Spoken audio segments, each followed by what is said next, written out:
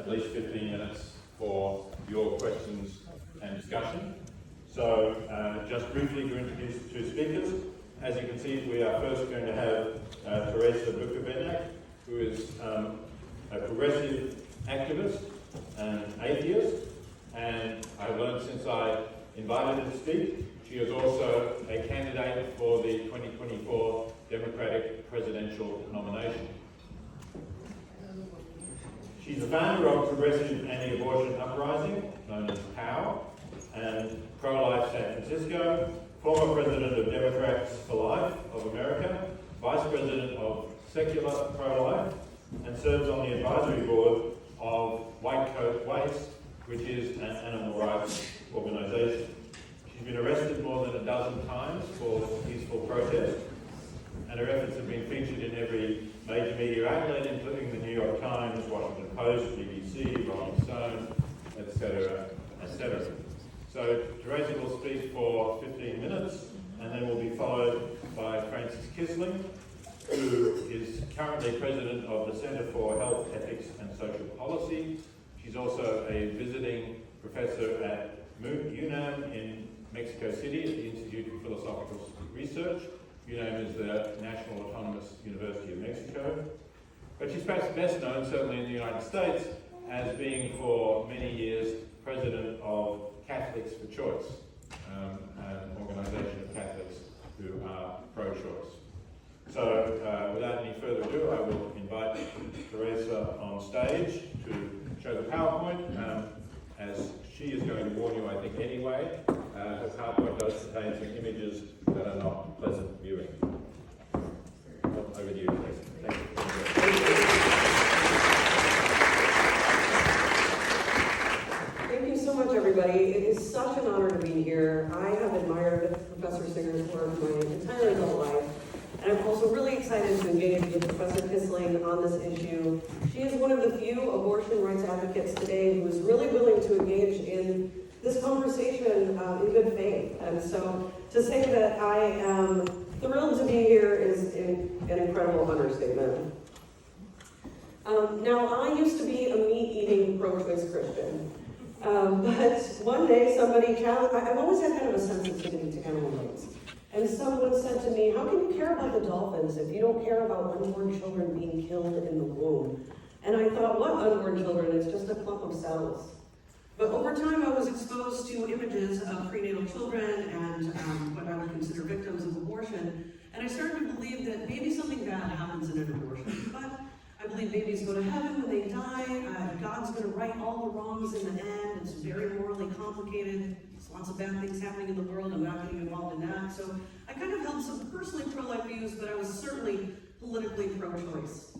It wasn't until over the course of many years that I lost my faith altogether, and I had to rethink my entire moral compass. And I was really struck by this quote from Carl Sagan that says, "We are a way for the universe to know itself."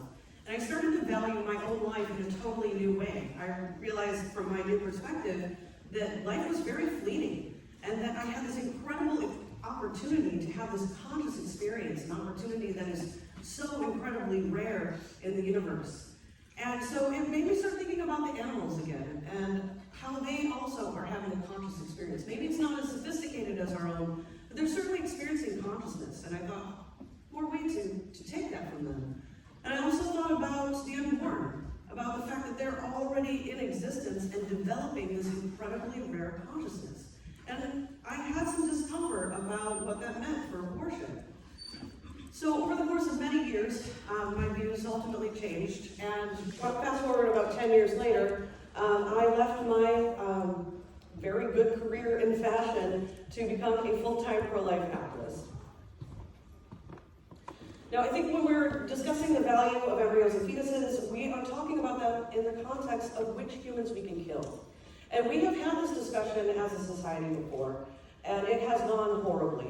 And I'm not saying that there's not any way that we can ground personhood objectively that would resolve some of the issues at hand, but I think that we need to approach the issue with a great deal of humility, knowing that we have been so wrong about it in the past.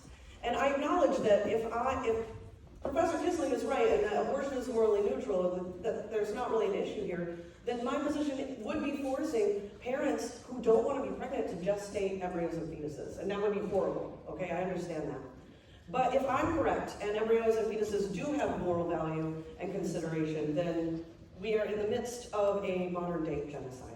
So I'm just asking that we approach this with a great deal of caution and humility. Now, the first point that I want to make is something that I don't think anyone here would contest, but fertilization is the beginning of any new mammal's life cycle, and it is a clear, bright line. It is a clear demarcation of the beginning of our life cycle. It's something that's affirmed by 96% of biologists. But the actual debate isn't about when we begin biologically, right? It's about when we start to value that biological organism. And I agree that what gives us value is our conscious experience. That our ability to have this rare conscious experience is what gives us value. But that it doesn't have to be immediately present in order for us to be us. And that it doesn't matter necessarily in a given moment, but over the course of a lifetime. Like you might say that humans are bipedal. We walk generally on two legs. But that doesn't mean that we do that literally every moment of our lives, or that every single human being can do that. It's just a general description of something that we can do.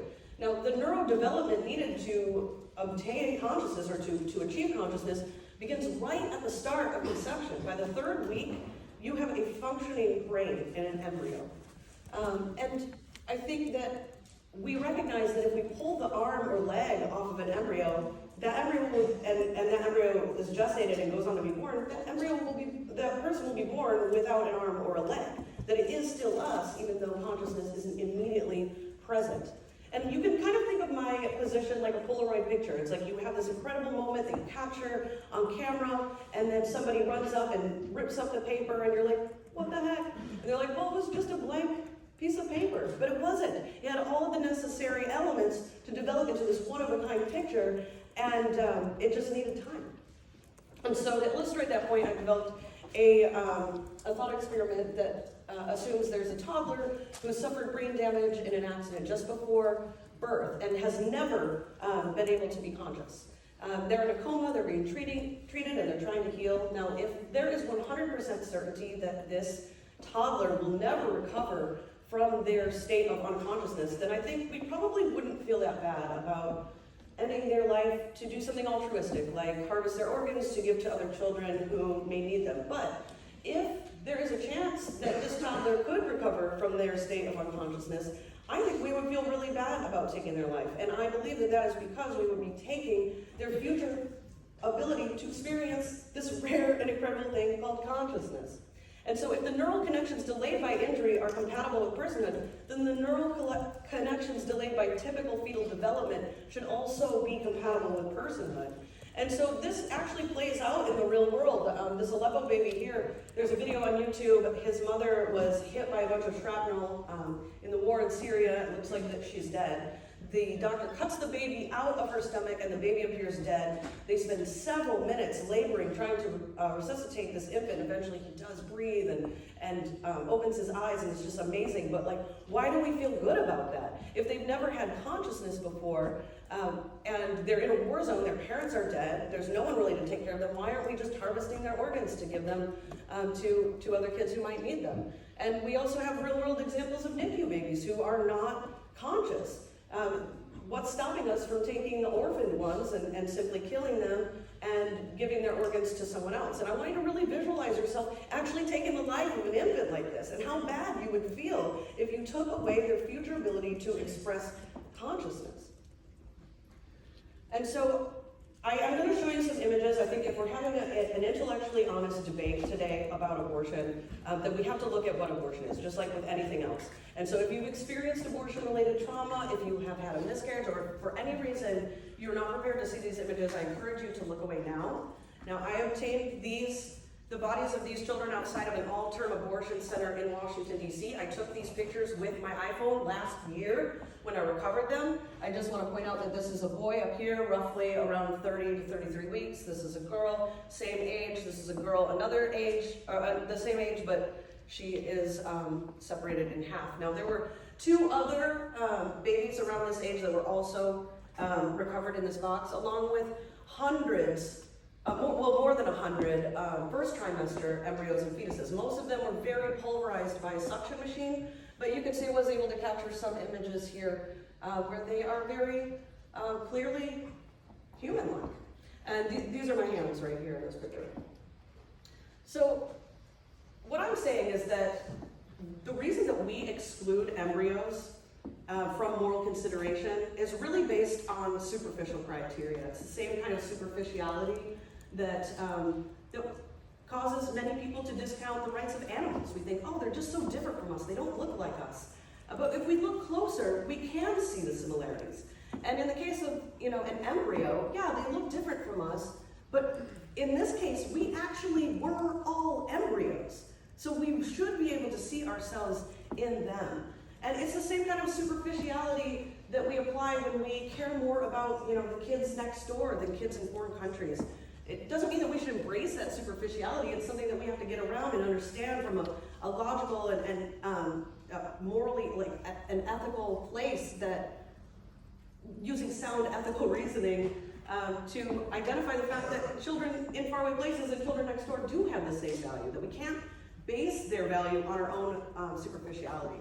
And I think that there's plenty of evidence to suggest that we really haven't developed through evolution the need to care deeply about embryos. They are taken care of by the parent's body during pregnancy. It isn't until the moment of birth that you really feel that rush of emotion and people feel very connected to that child, because that child will then need a ton of care from not just their parent, but from the entire community. So again, we can't use that superficial reality that we're not necessarily feeling so much of an attachment to an embryo, but being able to step away and objectively recognize that the embryo is one of us. And I recently heard Professor Singer speak in Washington, D.C. During his tour of his relaunch of his book, Animal Liberation Now, and he made an argument that scallops should be given moral consideration because they can propel themselves around. And quite frankly, I agree with that. But an 8-week embryo can also move around. An 8-week embryo is also one of us. And an 8-week embryo has the potential for this incredible human consciousness they're already working on it. It's already in development. And so when I'm thinking about building a better world, call me crazy, but I just don't see how we can build a healthier and better society by killing millions upon millions of developing human embryos and fetuses. I think that we are smart enough and talented enough to be able to tackle the issues that we have in our society without killing. And I think that when we devalue fetuses and embryos, we're devaluing ourselves, because they are us in the past and we are them in the future. And I believe that to build a better world, we must protect us. Thank you so much.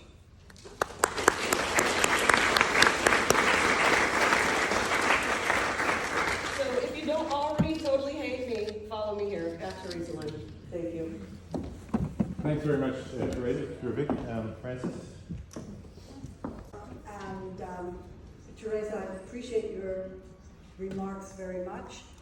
I think that when we talk about abortion, there are multiple values. Sorry, are you hearing all right? Is it loud enough? Yeah. You've got your mic on. He said it's loud enough. My mic is on. Good. Okay. You in the back, you can hear me. Of course. Okay. You could probably hear me without this microphone. I have a booming voice. But at any rate, when we talk about abortion, multiple values are at stake.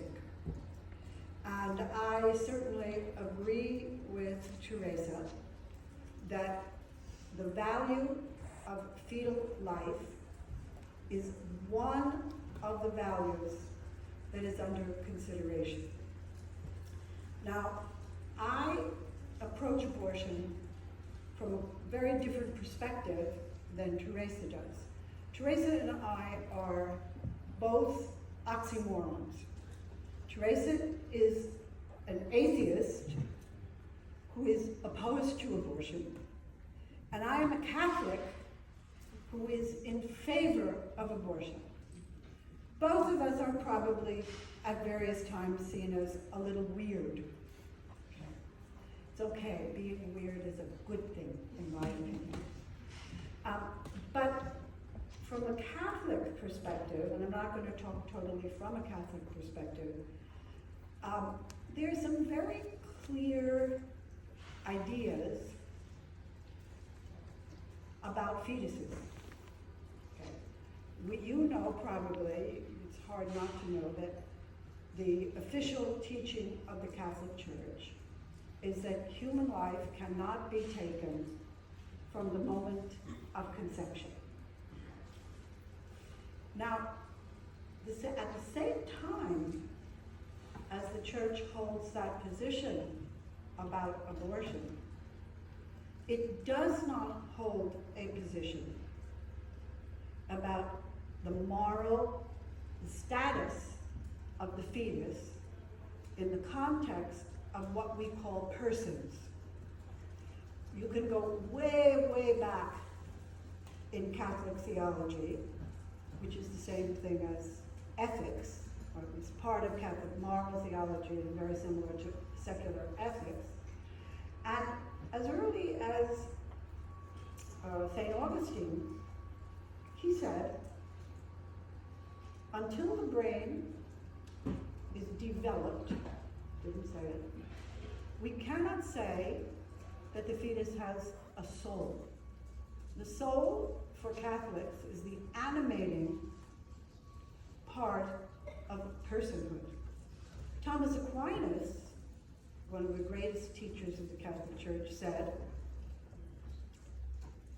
fetuses, girl fetuses, get souls at 80 days, and boy fetuses get souls at 40 days. Now these are ideas, and that what they indicate to some extent is that the question of fetal life and the taking of it, or allowing it to grow to fruition and be born into the world, is a serious subject. And I believe it's a serious subject. But I don't believe that it is an absolute, it is a matter of absolutism. Teresa mentioned the idea of humility. One of the things about humility is the ability to say, I don't know. I just don't know. We don't know. And so throughout history, and even into today, the conversation about the status of the fetus goes on. And it's important, and those of us who are pro-choice have sometimes been at fault for not taking it seriously at all. But we have to take it seriously. And the Supreme Court of the United States, in the Roe decision, the Roe v. Wade decision, which has since been overturned, took this question very seriously. And what it said, and this speaks about legality more than morality or ethics, he said, neither science, medicine, law, or religion has come to agreement on when the fetus becomes a person. And this Supreme Court is not going to do that. This is something that each person needs to explore for themselves. And in my work, I've worked a lot with women who are pregnant. In my work, this is a question that I encourage women to think about. It's something you have to think about if you intend to, if you need to decide whether or not to have an abortion. But because there is so much disagreement about this, and the disagreement is respectable, the position that Teresa takes is a respectable position, but it's not necessarily a factual position. And it's certainly not a universally accepted decision, fact, around the question of the status of the fetus. Different religions, different societies, different laws, different medical opinions exist on the value and status of the fetus. And they too are respectable, as well as the position that says life begins at, in Teresa's case, she says fertilization, which is, one part of the process. When she says that, she has things that she can point to that justify her position. And she has visuals. How important visuals are, aside from how they touch our heart, remains to be seen when it comes to the abortion question. Because there's other values besides the fetus. There's a value of women and other people who can become pregnant. Their life plan, their health, their ability to raise children, the willingness or the capacity to intimately contain within your body another being.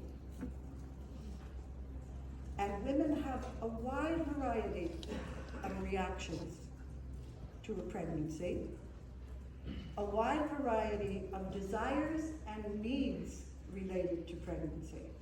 My own experience is that when you get down to it with people and you talk about specific cases, you find that there is somewhat more openness around the question of whether I am pro-choice on abortion or pro-life on abortion. So I talk to somebody and they say, I'm pro-life, I'm against abortion. I say, oh, okay. I usually say, that's very interesting. I want to engage them. And then I say, what does that mean to you? Any time in gestation? 2 weeks, 3 weeks, 5 weeks, 8 weeks, 16 weeks, 24 weeks, pre-viability, post-viability. Reasons for abortion.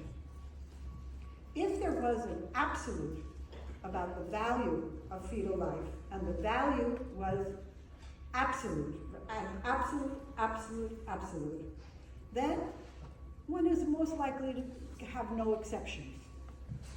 So if I say to somebody, well, what if the woman developed cancer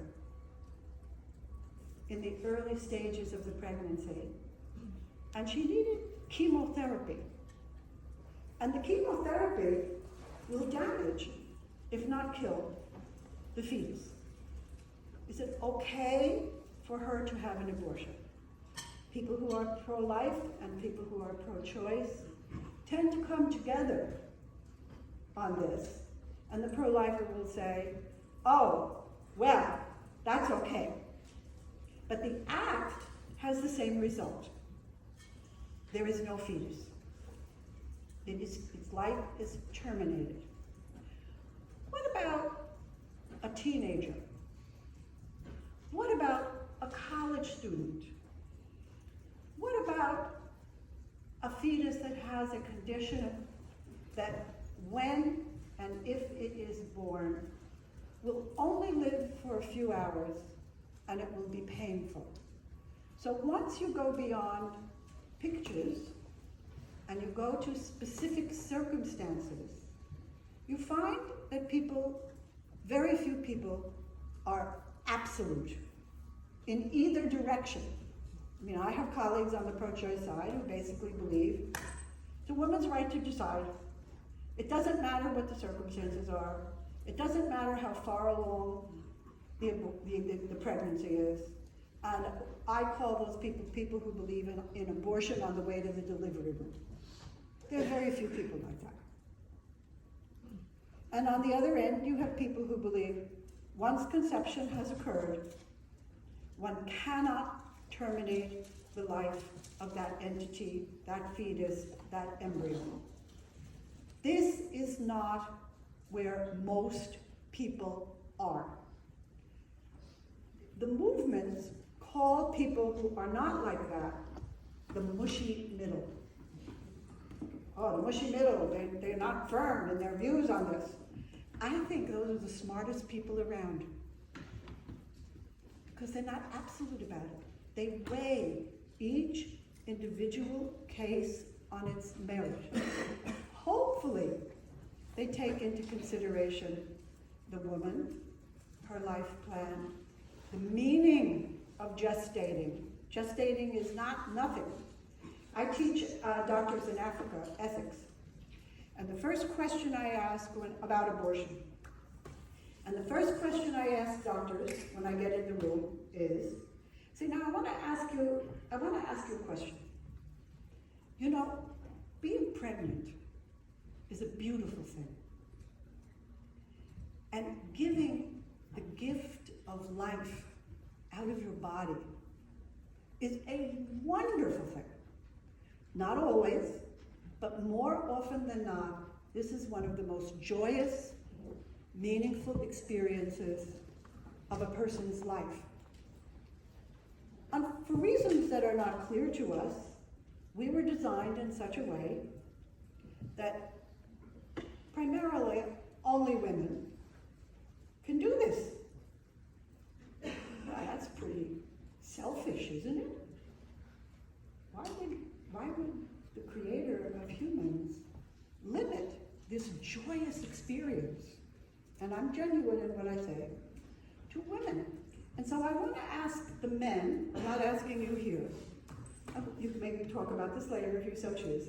I want to ask the men, since you know what a joyous experience the giving of life is, and I think there's some jealousy in some men that they can't do it, and we can. But that's a longer lecture in the psychology department. How many of you, I ask my doctor, nurse colleagues in my workshop, how many men want to become pregnant, want this joyous experience? Raise your hand. Do you want to raise your hand? How many men in this room really would love to experience giving the gift of life by having an entity, a child, in their body? All right, I see you're not going to respond this way. What I can tell you is from Mozambique to Washington, D.C., to Egypt, to the Philippines, to India, to every country I have done workshops in my entire experience, only 2 men have raised their hand and said, yes, I want to do this. The reasons were interesting. One was a young Muslim man in, I think Mozambique, one was a young Muslim man in Africa, and he was a sweetie, what I call a sweetie. You know, he had a real heart to him. There was something beautiful about him. And he said, yes, I want to experience this. This sounds great. Okay. The other man was a French man who was working in Mozambique, and his reasons for wanting it were his wife had had a series of complicated pregnancies that resulted in miscarriages. And he said, I want to stand in solidarity with my wife. 2 I minutes, want Frances. 2 minutes. I want to do this. The other men, so I said to the guys who didn't want to do it, well, how come you don't want to do it if it's so wonderful to be pregnant and have babies? I don't have time. It takes 9 months. I don't have 9 months. It hurts.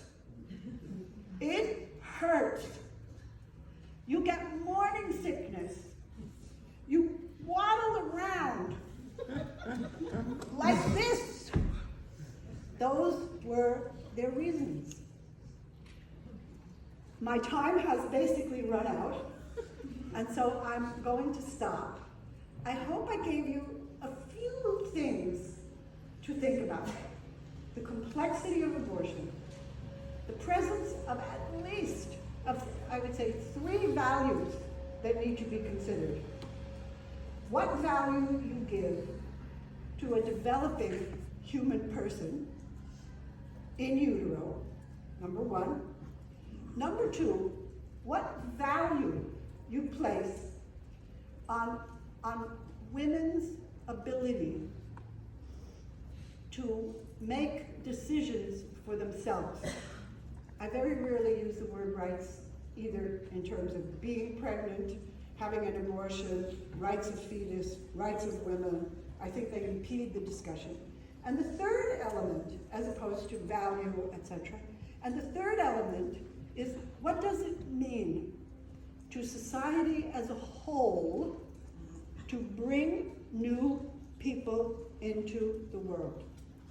These are controversial points of view, but all 3 values must be seriously considered, especially if you are an ethicist. Thank you. Frances, thanks to Frances, to Terrisa, obviously, of course, also. So we do have some time for questions. I think it would be good if you direct your questions to one of the speakers. So let's start as Terrisa spoke first. Let's start with a question for Terrisa, and I saw a hand there. Hi, my name is Sydney. Thank you all so much for coming to speak to us today. Sorry, I'll speak a little bit louder. So I wanted to ask you a little bit, if you could kind of discuss the notion of a woman carrying a pregnancy to term compared with, and the moral obligation to do so, compared with, say, a moral obligation to donate a kidney. So donating a kidney and the maternal mortality rate in America are actually comparable. They're within the same confidence interval. It's 2.4 within a 10,000 for one and 3 within 10,000 for another. And I was wondering if you could kind of discuss the moral obligation to carry a pregnancy to term as compared with the moral obligation to donate a kidney, say. They ultimately have this kind of value of preserving a life, ultimately, possibly to the detriment of the person who's donating. In America, there's a lot of kind of strictures around donating a kidney where, it's inalienable, it's fully your quote-unquote right to have control over whether or not you do so. In what ways is that kind of different from the quote-unquote requirement to carry a pregnancy to term? It's a great question, and I think it's a bodily rights question, which is a really important question, but it is a different question than the value of fetuses and embryos, which is what my presentation was about today. But I am against forced organ donation. I think that is certainly an overreach, that we do have a right to our own bodies, and that we shouldn't be forced to donate organs, even if it means that someone else might die if we don't. I tend to ground the obligation to carry a pregnancy in the fact that most pregnancies are conceived consensually, and that the option to opt out or to have autonomy over your body is in that moment. I recognize that in pregnancy that's happened as a case of sexual violence is different, and I can understand why people see that differently. I myself have really struggled with this question about pregnancies conceived through sexual violence, and for most of my career, I have maintained that there should be an exception in those cases because of the bodily rights issues at play.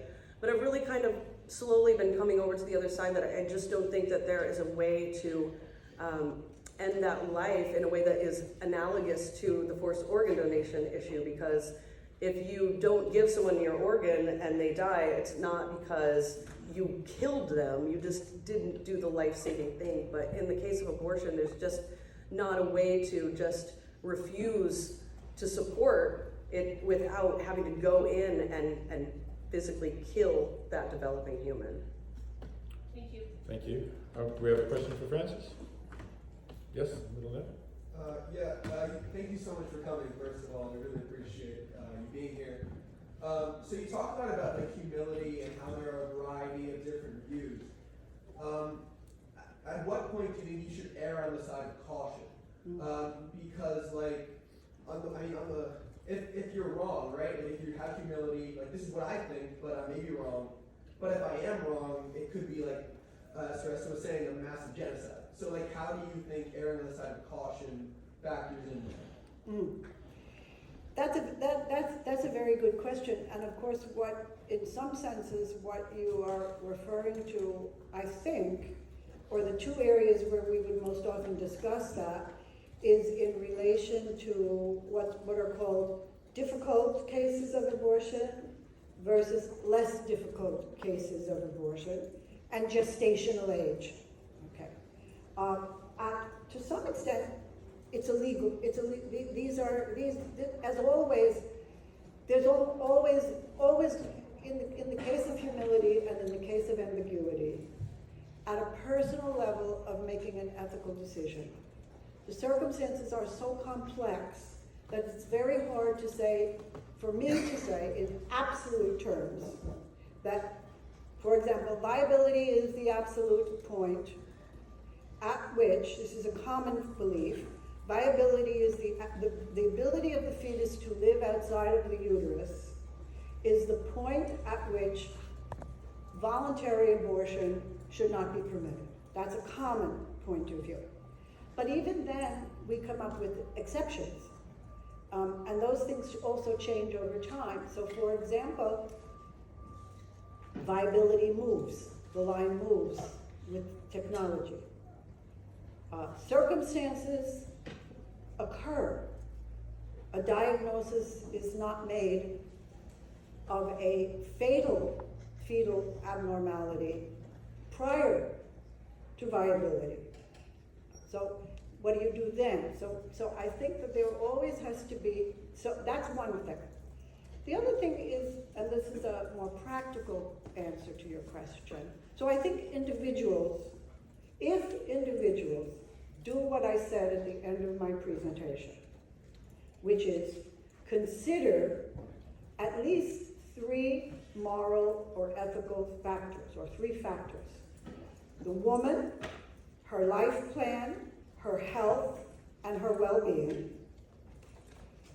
The status of the fetus, as much as you can know it, and the circumstances of the larger society.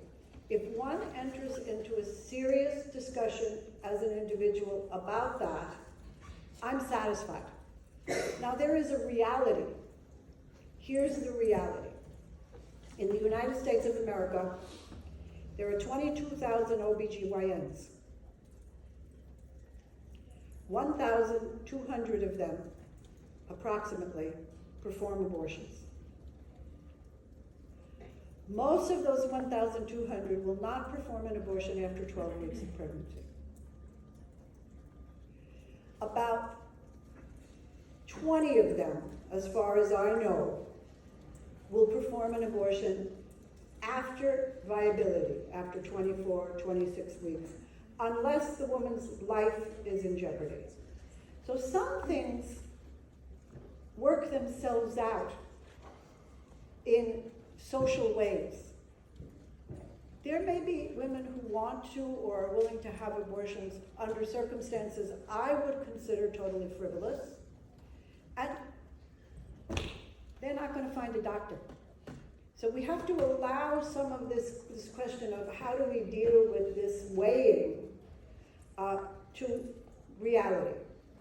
We also have laws, and for the most part, there is an acceptance of a time limit on abortion, but not a reason limit on abortion.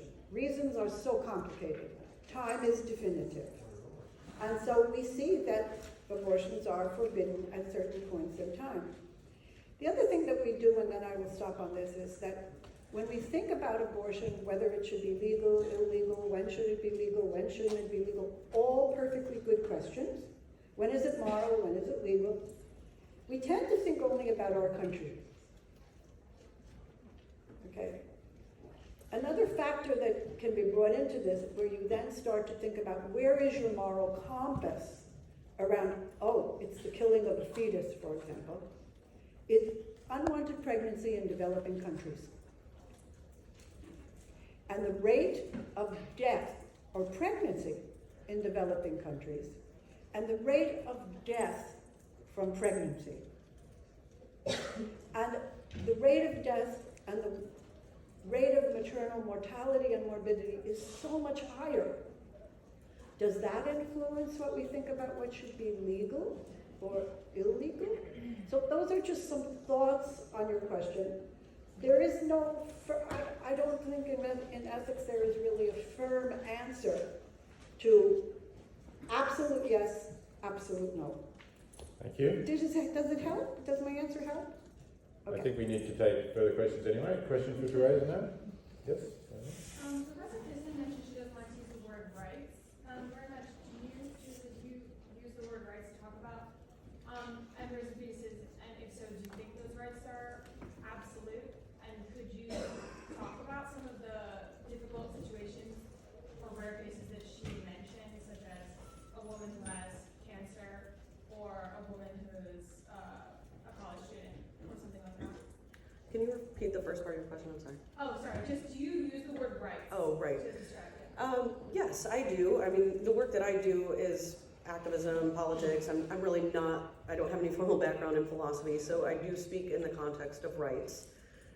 In terms of hard cases, like I definitely recognize that there is some complicated questions about abortions in the later trimesters. But I think Professor Kissling's assertion that someone would not be able to find a doctor to do those abortions is just not true. In fact, I have a whole slide, I cut it from the, I can put it up now, but examples of different abortion providers, later all-term abortion clinics saying, we will see you past 26 weeks for any reason, we will not ask. There have been several providers, including Warren Hearn, who have talked on the record about doing them past 30 weeks for non-medical reasons. And there's instances like Gosnell, who was an abortion provider in Philadelphia, who, if you have the summit court, read the grand jury report on his case, but he ultimately snipped the necks of hundreds of babies born alive in his abortion clinic, and he's right now serving a life sentence in prison for that. But the list goes on and on. I think that we have to recognize that outside of the harder cases or where there's a medical indication, that there are literally 10,000 post-viability abortions that happen every year in our nation. Yes, it's a minority, but 10,000 is not nothing. And we know that many of those are done for non-medical reasons. That's a reality of the world that we live in, and I think that we need to take that extremely seriously. Thank you. Question for Frances now? I'm not seeing one. Am I missing one? Oh, hello? Yes, thank you. Thanks for coming. So I guess this is a question for all of us, really, but Frances touched on it a little bit. In the global majority, the global south, the circumstances around women's right to self-determination are very different indeed, and the medical and maternal mortality risks are much higher. But there is also an emphasis, due to whatever it is, on the fact that once life is willed into creation, that there is a social, communal responsibility toward it, which is not something that I hear much about within the pro-life and pro-choice conversation in the US. So I guess my question is, why is it that it is so woman and women's bodies focused, this whole conversation about abortion, but the conversation about the welfare of citizens doesn't come into the picture at all? I think it's a good question. I think that the simple answer to why there is a strong women's focus is that women get pregnant. And women bear, every woman who becomes pregnant and chooses to continue her pregnancy, whether she lives in Mozambique or Park Avenue, faces the risk of death. You may not know, but I certainly know rich women, women with access to the best health care in the world, who have died in pregnancy. It's not common, but it is a risk that you take as a woman when you become pregnant. Who should decide about which women take that risk and which women don't? So that's in part why it's mostly about women. It's we who risk death as well as anything else good that comes. But I think that to some extent, the second part of your question is, how come we're not thinking about the social dimensions, men's responsibility, government's responsibility, access to contraception, access to sex education, all of those things, we're not thinking about them. And goody for Terrisa that she's a Democrat. Yes. Because part of the problem that we have is, for example, if you look, I've done studies of voting patterns of politicians. Pro-life Republicans are the worst. I would say pro-choice Republicans, but. Pro-life Republicans, you can break it down, and you will find that those Republicans who call them, and Democrats who call themselves pro-life, are the worst on providing access to contraception, infant feeding programs, daycare education, whatever social benefits we think would benefit the family, women, and children. The voting patterns are such that those who claim to be pro-life vote against those measures, and those who are pro-choice vote for those measures. My email is fkissling@gmail.com. I will send you the study, if you the surveys are based on voting itself, if you wish. Okay, I think we have time for one more question for Terrisa. We have one more question? Yes, over there. Yeah, I mean, I guess this is like a pretty generic question, but I think like a lot of like the premise of like these arguments is like this idea of like potentiality, and like that just makes me think that like half of my body at one point was just like a blissful sperm, sort of like jiggling around my dad. And I was just wondering like, where do we sort of draw the line? Yeah. I'm sorry. What was the rest of what you said? Like sort of like where we draw the line for what constitutes human potential. Right. Yeah, I mean, you were never a sperm. You have only been you, which is a human organism that was created by a sperm and an egg. Before the moment of fertilization, there's no human organism, and after, we have a brand new human organism. That's really the only bright line that we're dealing with. I respect a lot of the things that Professor Kissling has said about, we're unsure when consciousness begins or when personhood happens. But that presents a problem for us when we're determining which humans we can kill for literally any reason. And so I think considering that there is literally no way of us determining when consciousness happens, when that personhood happens, that everything happening from the moment when we start to develop that consciousness is relevant and matters. Let me just push you a little bit on that, because we both agree on the importance of consciousness, and obviously for me that's critically important. And I agree that there's some uncertainty as to when it occurs, and some of those fetal remains that you showed quite possibly were conscious beings, and that's troubling, definitely. But let's say I think it's very clear that the early embryo is not a conscious being, right? I don't think you disagree with that.